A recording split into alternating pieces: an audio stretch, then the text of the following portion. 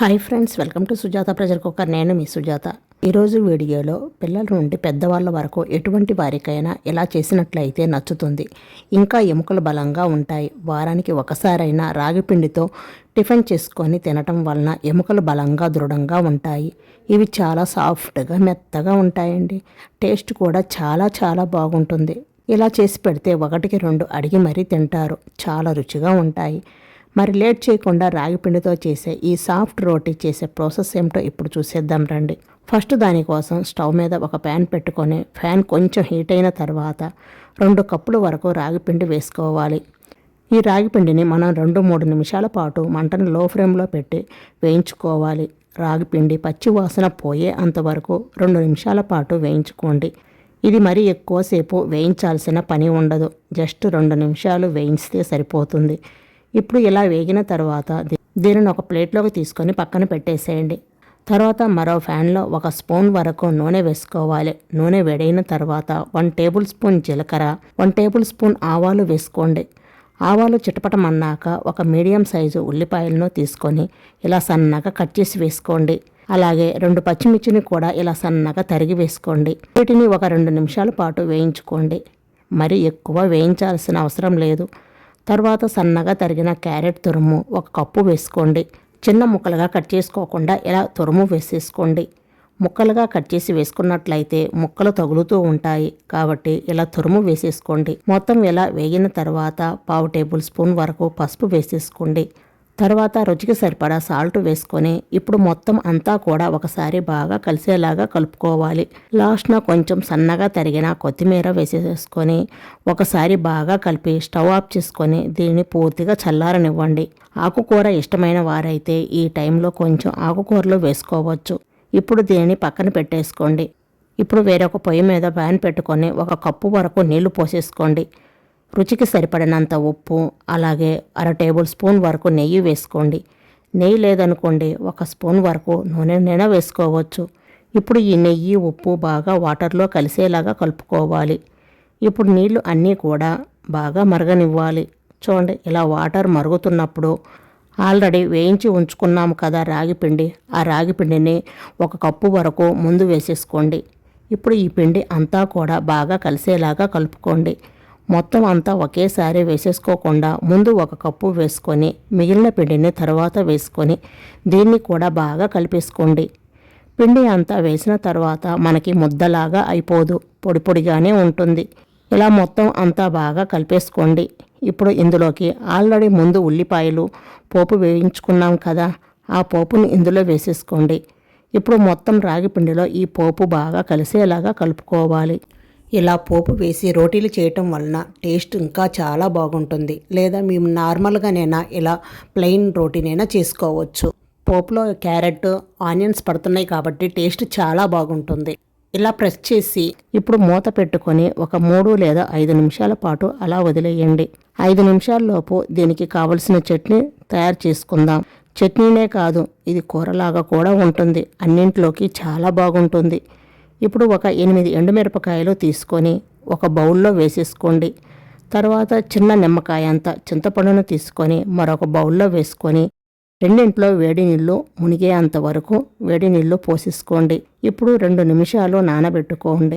వేడి నీళ్ళు వేయటం వలన మనకి త్వరగా మెత్తబడిపోతాయి.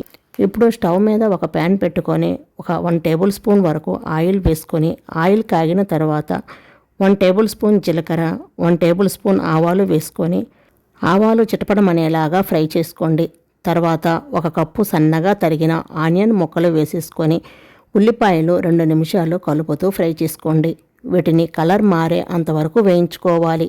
వేగేలోపు ఒక మిక్సీ జార్ తీసుకొని ఆల్రెడీ నానబెట్టి ఉంచుకున్న ఎండుమిరపకాయలు ఈ మిక్సీ జార్లో వేసుకోవాలి. తర్వాత చింతపండు నానబెట్టి ఉంచుకున్నాము కదా, ఆ చింతపండును నీళ్ళతో సహా వేసేసుకోండి. అలాగే 4 వెల్లుల్లిపాయలు, అల్లం ఒక చిన్న ముక్క చిన్న ముక్కలుగా కట్ చేసి వేసుకోండి. దాల్చిన చెక్క ఒక చిన్న ముక్క వేసుకొని మెత్తగా గ్రైండ్ చేసి తీసుకోండి. చూడండి, ఇలా మెత్తగా గ్రైండ్ చేసి తీసుకున్న తర్వాత ఇప్పుడు వేయించుకున్న ఉల్లిపాయ ముక్కలలో ఈ గ్రైండ్ చేసిన ఎండుమిర్చి, చింతపండు పేస్ట్ని వేసేసుకోండి. ఈ పేస్ట్ అంతా కూడా వేసిన తర్వాత ఈ కారం, చింతపండు, అల్లం వెల్లుల్లి ముద్ద వేసాము కదా, ఇది పచ్చి వాసన పోయే అంతవరకు 5 నిమిషాల పాటు వేయించుకోవాలి. ఇవి ఇలా వేగిన తర్వాత ఇందులో పావు టేబుల్ స్పూన్ పసుపు వేసుకొని ఒకసారి బాగా కలిపేసుకోండి. తర్వాత ఇందులో టమోటా పేస్ట్ వేసుకోవాలి. అందుకోసం 2 లేదా 3 టమోటాలను ఇలా ముక్కలుగా కట్ చేసుకొని మిక్సీ జార్లో వేసుకొని మెత్తగా పేస్ట్ లాగా చేసుకోవాలి. ఇలా రెడీ అయిన ఈ టమోటా పేస్ట్ను ఫ్రై అవుతున్న ఉల్లిపాయ దానిలో వేసేసుకొని ఇప్పుడు ఈ టమోటా పేస్ట్ అంతా కూడా పచ్చి వాసన పోయే అంతవరకు వేయించుకోవాలి. అంటే ఒక 2 నిమిషాల పాటు ఫ్రై చేసుకోవాలి. అంటే ఈ మసాలాలంతా బాగా ఫ్రై అయ్యే అంతవరకు ఫ్రై చేసుకోవాలి. ఇప్పుడు రుచికి సరిపడా ఉప్పు వేసుకొని బాగా కలిపేసుకోండి. తర్వాత ఒక చిన్న గ్లాసు వాటర్ వేసుకొని ఈ వాటర్ అంతా బాగా దగ్గర పడే అంతవరకు ఉడికించుకోవాలి. ఒకసారి బాగా కలిపేసుకొని ఇది బాగా దగ్గర పడే అంతవరకు ఉడికించుకోవాలి. చూడండి, ఇలా బాగా దగ్గర పడిన తర్వాత మీకు కావాలనుకుంటే కొంచెం కొత్తిమీరనైనా వేసుకోవచ్చు, లేదు అనుకుంటే స్కిప్ చేయండి. ఇలా తిన్న కర్రీ టేస్ట్ చాలా బాగుంటుంది. తర్వాత 1 టేబుల్ స్పూన్ వరకు ధనియాల పొడి వేసుకొని ఒకసారి మొత్తం బాగా కలిసేలాగా కలుపుకోండి. ఇలా కలిపేసుకొని లాస్ట్న కొంచెం కొత్తిమీరనే వేసుకోవచ్చు, లేదా ఎలాగైనా బాగుంటుంది. చూడండి, ఈ స్టేజీలో స్టవ్ ఆఫ్ చేసి పక్కన పెట్టేసుకోండి. తర్వాత ఆల్రెడీ మనం రాగి పిండిని కలిపేసుకున్నాము కదా, ఇది కొంచెం గోరువెచ్చగా ఉన్నప్పుడే ముద్దలాగా చేసుకోవాలి. ఇది కొంచెం గట్టిగా ఉన్నట్లు అనిపించినట్లయితే కొంచెం వేడి నీళ్ళు చల్లుకుంటూ ముద్దలాగా కలిపేసుకోండి.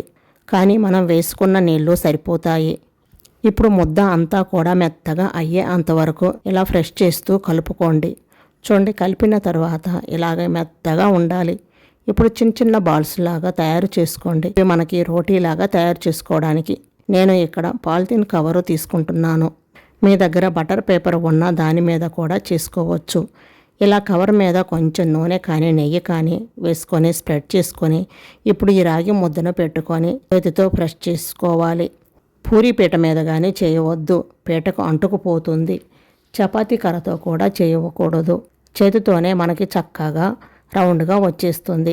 రౌండ్గా రాలేదు అనుకున్న వాళ్ళు ఏదైనా ఒక మూతను తీసుకొని ఇలా పెట్టి గట్టిగా ప్రెస్ చేసుకుంటున్నట్లయితే రౌండ్గా వచ్చేస్తుంది. మనకు అన్నీ ఒకే సైజులో కావాలనుకున్నప్పుడు ఇలా మూతను పెట్టి రౌండ్గా కట్ చేసుకొని తీసుకోండి. చాలామందికి రౌండ్గా చేయటం రాదు కదా, అలాంటి వాళ్ళు ఇలాంటి టిప్పు ఉపయోగించవచ్చు. మూత తీసిన తర్వాత కొంచెం మందంగా ఉంటుంది. మళ్ళీ చేతితో కొంచెం ఫ్రెష్ చేయండి. మరీ లావుగా కాకుండా మరీ పలచగా కాకుండా ఈ మందంలో ఉంటే సరిపోతుంది. చూడండి, ఇలా ఉంటే సరిపోతుంది. ఇలాగే రోటీలన్నీ చేసి ఒక ప్లేట్లో పెట్టేసుకోండి. నాకు ఇక్కడ 2 కప్పుల రాగి పిండికి 6 రోటీలు దాకా వచ్చాయి. ఇలా రోటీలు ముందే చేసి పెట్టుకుంటే మనం కాల్చుకోవటం చాలా ఈజీగా ఉంటుంది. ఇప్పుడు స్టవ్ మీద ప్యాన్ పెట్టుకొని ఫ్యాన్ హీట్ అయిన తర్వాత ఈ రోటీని దాని మీద వేసుకోండి. మీడియం ఫ్లేమ్ మీద పెట్టుకొని కాల్చుకోవాలి. ఆల్రెడీ మనం వేడి నీళ్ళతో కలుపుకున్నాము కాబట్టి త్వరగానే కాలిపోతుంది. కావాలంటే నూనె కానీ నెయ్యి కానీ వేసుకోవచ్చు. నూనె నెయ్యి వద్దనుకున్న వాళ్ళు స్కిప్ చేయండి. నేను కొంచెం నెయ్యి అప్లై చేస్తున్నాను. నెయ్యి వేసుకోవటం వలన టేస్ట్ ఇంకా బాగుంటుంది. లేదా ఇవేమీ వేసుకోకపోయినా ఉండి ఇలా తిన్నా కూడా టేస్ట్ చాలా బాగుంటుంది. అటు ఇటు 2 వైపులా తిప్పుకుంటూ ఈవెన్గా కలర్ మారే అంతవరకు కాల్చుకోండి.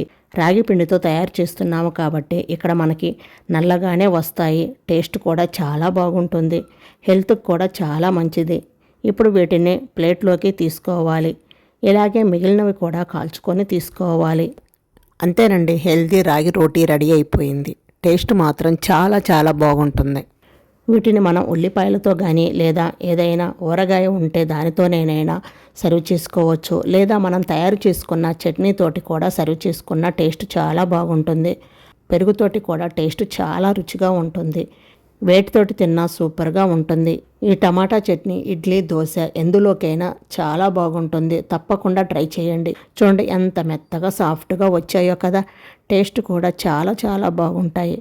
ఉక్కు లాంటి బాడీ కోసం రాగి పిండితో వారానికి ఒకసారైనా ఇలా ట్రై చేసి తినండి. ఆరోగ్యానికి ఎంతో మేలు చేసే రాగి పిండిని ఇలాగే స్పెషల్గా ఇలా రోటీ చేసినట్లయితే పిల్లల నుండి పెద్దవాళ్ళ వరకు ఇష్టంగా తింటారు. చూడండి ఎంత మెత్తగా సాఫ్ట్గా వచ్చాయో కదా. టేస్ట్ కూడా చాలా చాలా బాగుంటాయి. ఇది ఉదయం బ్రేక్ఫాస్ట్గానైనా తినొచ్చు, లేదా ఈవినింగ్ లంచ్లోకైనా తినొచ్చు, లేదా మధ్యాహ్నం డిన్నర్గానైనా తినొచ్చు. ఎలా తిన్నా ఆరోగ్యానికి చాలా మంచిది.